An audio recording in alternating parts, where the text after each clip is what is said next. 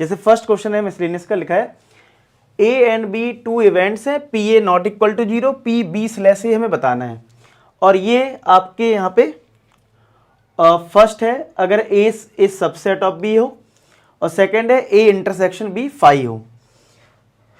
तो यहाँ पे अगर हम पहले पी बी स्लैश ए का अगर फॉर्मूला लिखें, क्या होता है, P B intersection A upon P A, यही तो होता है।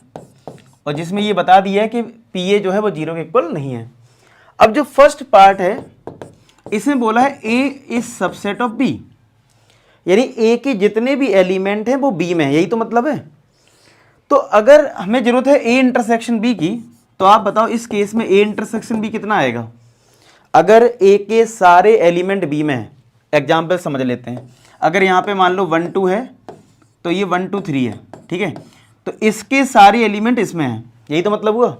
तो जब आप इंटरसेक्शन लोगे, इंटरसेक्शन का मतलब होता है कॉमन, तो ए और बी का कॉमन क्या आएगा, ए वाला आ जाएगा, यानी 1 2 आ जाएगा कि नहीं आ जाएगा, यानी ए आएगा।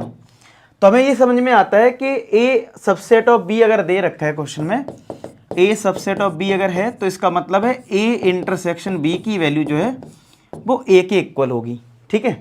तो इसका मतलब जो ये हमें फाइंड आउट करना था पी बी स्लैश ए, तो अगर ए इंटरसेक्शन बी किसके इक्वल है, ए के, अच्छा बी इंटरसेक्शन ए और ए इंटरसेक्शन बी एक ही होता है, तो ये पी ए हो जाएगा, अपॉन में पी ए है, तो फर्स्ट पार्ट का आंसर 1 आ जाएगा।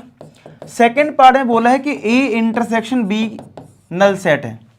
नल सेट का मतलब है इसमें कोई भी एलिमेंट नहीं है, यानी कि number of element in A intersection B कितना है, 0।